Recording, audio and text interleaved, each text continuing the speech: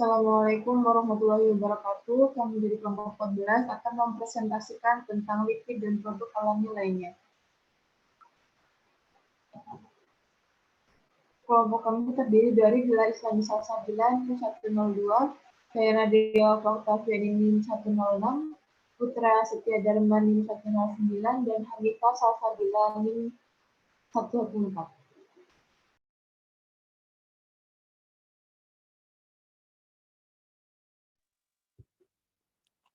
15.1 Lemak dan minyak. Lemak dan minyak adalah senyawa yang serupa secara kimia, tapi pada suhu ruangan lemak berbentuk padat sedangkan minyak berbentuk cair. Keduanya terdiri dari asam lemak berantai panjang, diesterifikasi oleh gugus karboksil tunggalnya menjadi hidroksil dari alkohol 3 karbon gliserol.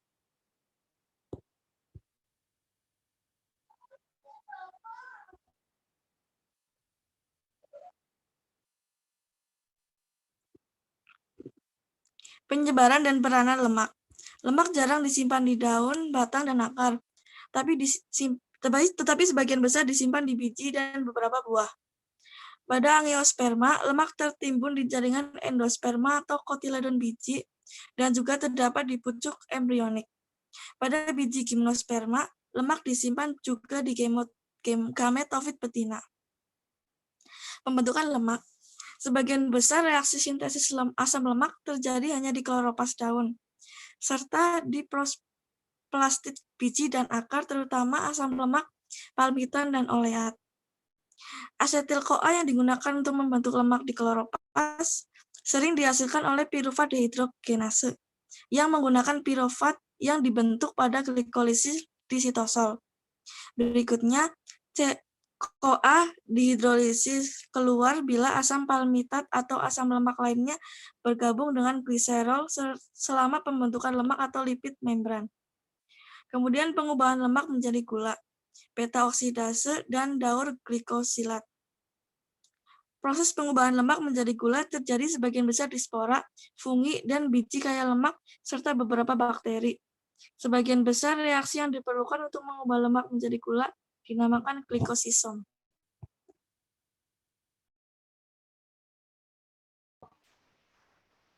Yang selanjutnya yaitu lilin, putin, dan suberin, lapisan pelindung tumbuhan.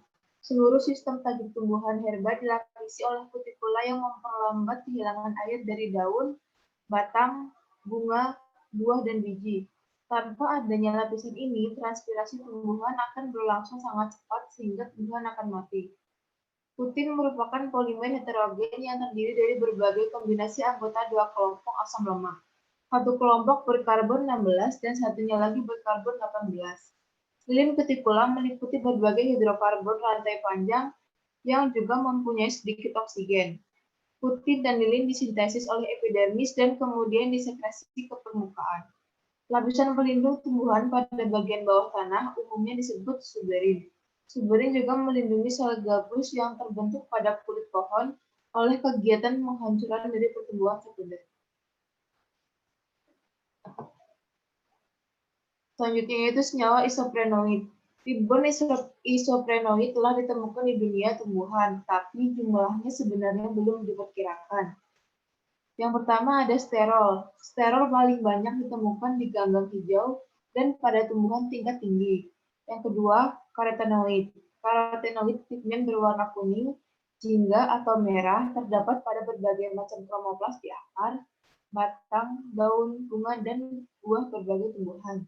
Yang ketiga yaitu aneka isoprenoid dan minyak esensial. Salah satu minyak esensial yang terkenal yaitu turpentin, yang terdapat pada sel khusus anggota jenis Pinus. Yang keempat yaitu karet. Karet mengandung 3.000 sampai 6.000 unit isoprenoid yang saling terkait dalam rantai yang sangat panjang dan tidak bercabang.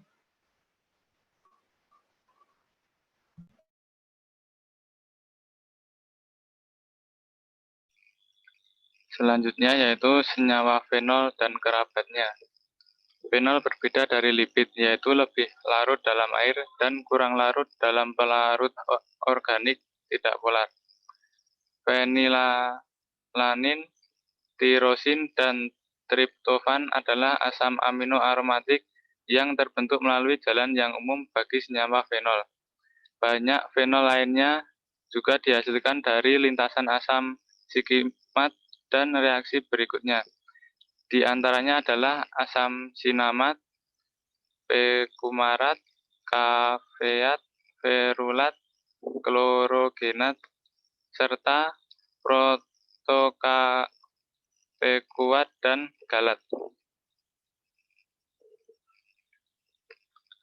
Selanjutnya yaitu fitoaleksin, elisitor, dan perlindungan penyakit tanaman.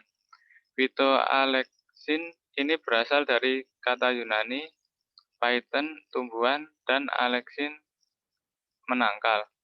Pada umumnya, fitoaleksin jauh lebih beracun terhadap fungi daripada bakteri. Senyawa yang bertindak sebagai fitoaleksin antara lain berbagai gliseolin di akar kedelai, pisiatin di polong kapri, faseilin di polong buncis, lipomeamarun di akar ubi jalar, orginol di umbi anggrek, dan trifolirizin di akar semanggi merah. Sedangkan senyawa elisitor merupakan senyawa yang menyebabkan diproduksinya fitoaleksin. Selain itu, elisitor juga mendorong tumbuhan untuk mengaktifkan reaksi pertahanan lainnya.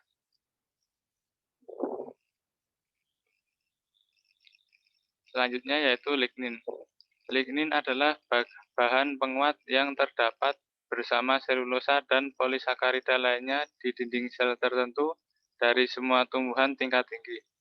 Lignin biasanya terdapat di antara mikrofibril yang akan mencegah gaya pemampatan.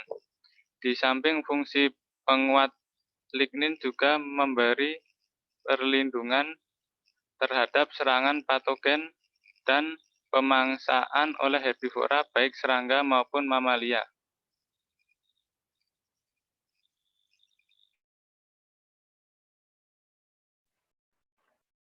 Ya, selanjutnya ada flavonoid. Flavonoid sendiri merupakan senyawa 15 karbon yang umumnya tersebar di dunia tumbuhan. Kerangka dasar flavonoid biasanya diubah sedemikian rupa sehingga terdapat lebih banyak ikatan rangkap. Nah, itu menyebabkan senyawa itu bisa menyerap cahaya tampak. Inilah yang membuatnya berwarna. Sebagian besar flavonoid terhimpun di vakuola tengah, disintesis di luar vakuola. Ada 3 kelompok flavonoid yang menarik perhatian dalam fisiologi tumbuhan, yaitu antosianin, flavonol, dan flavon. Selanjutnya,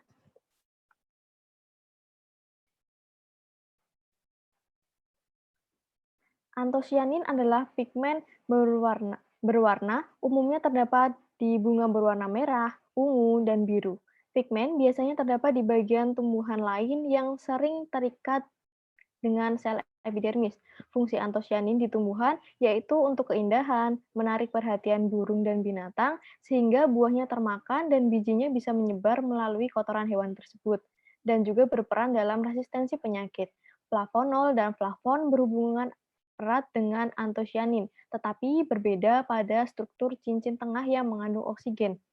Peranannya di daun sebagai pencegahan pemakan dan pelindung cahaya UV gelombang panjang. Antosianin pertama bergantung pada gugus pengganti yang terdapat di cincin B. Bila terdapat gugus metil, maka muncullah efek kemerahan. Yang kedua, antosianin sering berhubungan dengan flavon dan flavonol, yang menyebabkannya menjadi lebih kebiruan.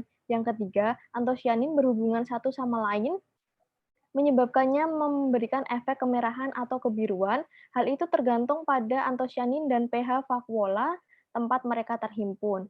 Sebagian besar antosianin akan berwarna merah di larutan asam tetapi menjadi ungu dan biru seiring dengan meningkatnya pH. Contohnya adalah bunga larkspur. pH sel epidermis yang mengandung delfinidin 5,5 kemudian akan menjadi 6,6 selama penuaan. Nah, warnanya itu berubah dari ungu kemerahan menjadi biru keunguan seiring dengan meningkatnya pH. Selanjutnya adalah betalain.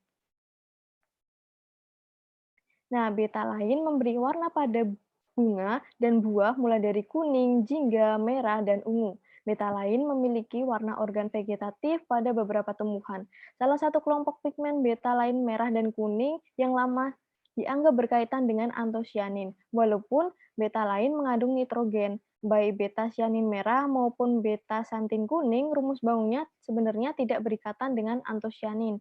Antosianin dan betalain tidak terdapat secara bersama-sama dalam tumbuhan yang sama. Oleh karena itu, dari betalain terbatas hanya 10 famili tumbuhan dan semuanya itu anggota ordo Caripilae